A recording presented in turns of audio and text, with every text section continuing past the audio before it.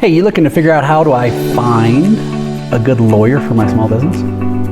That's exactly what we're going to talk about. As entrepreneurs and business owners, we know that if we have a clear plan, anything becomes possible. And if you can have a clear plan, a clear process to create that plan, and a way to create clarity with your partner or spouse, you can drive to amazing heights. All right, so if you're in small business or you're looking to start a small business and you're looking for an attorney, right on, good for you for being proactive to figure out what is the right way to do that. So when it comes to lawyers in business, there's usually two types. There's one that's going to help you with the structure, creating the documentation, any contracts, things of that nature. That's one. And then the second is going to be somebody who helps you get out of trouble if you're getting sued. So for our purposes, we're going to primarily focus on getting the business up and running and started.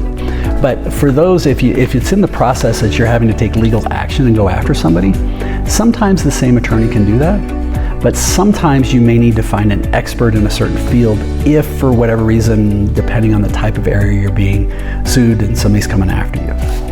Now, don't freak out if it happens. Unfortunately, there are those out there who feel that in business, they aren't pushing hard enough unless they're getting sued.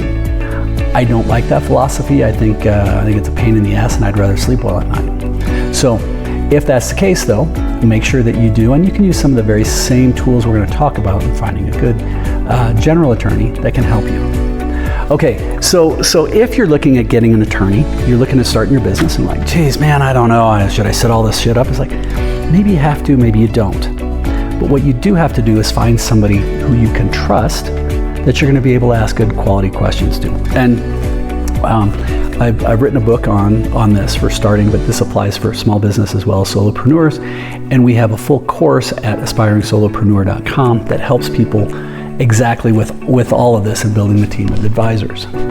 Now, one of the key areas when you're looking for an attorney, a lot of times I suggest when you're building your team of advisors is to start with an accountant, and accountants tend to know a lot of quality people. Not always, but a lot of times. And you may ask your accountant, hey, do you know anybody who's a great small business attorney? Now the caveat on this is you have to put small business on there. When it comes to law, oh my God, there's a million different things out there. The last thing you want is somebody your buddy who from college who's a divorce attorney now trying to set everything up. Doesn't mean they can't. Okay, let me be clear, they can, but they aren't going to do nearly as good a job, and usually they're going to cost more because it's going to take a lot longer to do it. Versus if you can find somebody who's been around the block and they focus on small business and they have a lot of experience with it, it's going to be worth its weight in gold. It'll make things better. But we don't want somebody who does large litigation or somebody who does malpractice or somebody who does personal injury, because that isn't their wheelhouse. And if it's not their wheelhouse, they're probably not going to do as good a job as they could. So when you're interviewing, or first off, when you're looking for one, I would talk with your accountant. And if you don't have an accountant, then you can potentially, there's other videos on this channel that can help you with that. Excuse me. But then you can also talk with other business owners and say, hey, who did you use and did you like them? And you will be amazed at how often like, oh my God, the guy, I used him, the guy was an idiot. Or the guy was a prick and arrogant. So, and on that note, when you're talking with somebody and they're an attorney, remember you're interviewing them as much as they're interviewing you. And if they use big words, fine, that's okay. But don't be afraid to say, hey, dude, I don't know what that means. What does that mean? What is a limited liability company? Don't be afraid of asking those questions. If you get somebody who pushes back and they're sort of arrogant, snotty about it, kick them to the curb, go find somebody else. You don't need that. This person is going to be working for you. They speak a little different language. You need to be able to respect them. But if they're being condescending, it's not a good fit. Okay, so you go through, let's say that you've tried it and maybe you haven't had any luck anywhere. You can start going through and doing Google, and just start calling around. What you can do is ask, are you a small business attorney? And some of them, or if they're starting, will be like, oh yeah, I can do it, sure, great. Okay, this is what I'm looking to set up. How many clients like me do you have? And if they don't have any, maybe they're more desperate for work than they're being honest. So Keep going until you have somebody who says, oh yeah, I actually have 3 of those. Perfect. That means that they've already been around the block. They've had some structures, they have some ideas. So the next step is going to be, hey, would you be willing to invest, 30 minutes to an hour where I could come in and talk to you and we could get to know each other to see if we're going to be a good fit?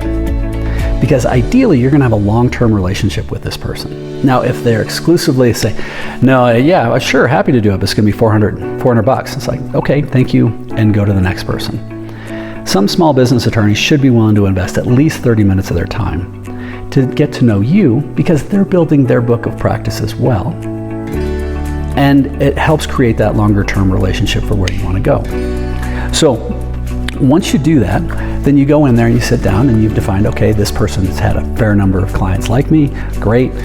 And we're going to be asking if we can talk with any of those people down the road. But then you're going to go through and say, hey, so if you were in my shoes, this is what I'm looking to do. How would you structure this and why? So when we talk about structure, we're looking at legal entities.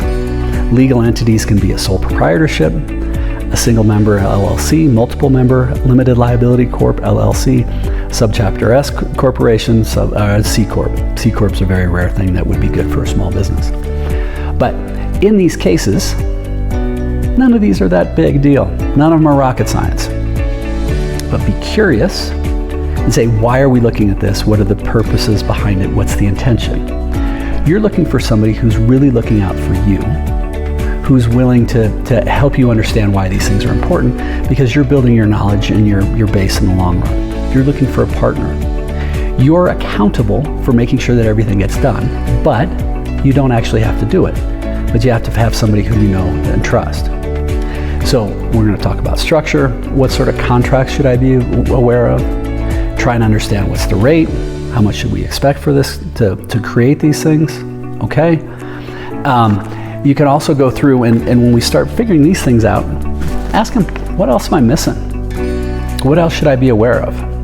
Now, one thing with attorneys will bend over backwards to cover you in every way. It's kind of their job, kind of annoying sometimes. So I break it down in 3 ways. I do the same thing with insurance people.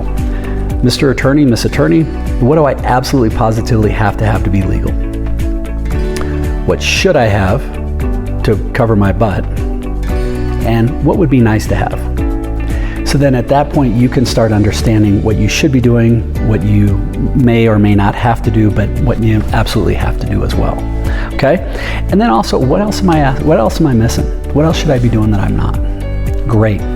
Then, with the clients you mentioned, these people and these people, would you be willing to make an introduction so I could talk to them a little bit, so I can understand where they're at and see if they have any insights? Now remember, when we're creating in the book and in the courses, and their full video tutorial courses, we want you to go through and build your whole business plan so that when you're ready to jump, this is a no-brainer. This is part of this hasn't cost you anything yet. Shouldn't have cost you anything to be here.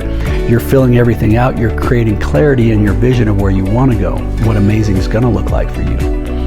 And then when you're ready, you're like, okay, good. This is a no-brainer, man. I should pull the trigger. So asking the attorney, what else should I be thinking about? What have I not taken into account? And then who else should I be talking to? If you were in my shoes, who would you be talking to? But when you do this, you're creating a partner. When you have an attorney like this, when you have an amazing accountant, an amazing small business insurance person, potentially a marketing person, a great small business banker, that you're creating a team that their success is impacted by your success, so they want you to be successful. So hopefully you found some value in this. Please feel free to subscribe. Check out some of the other videos on here, and if you have questions, reach out to us, or feel free to go directly to aspiringsolopreneur.com. Keep smiling. Have fun.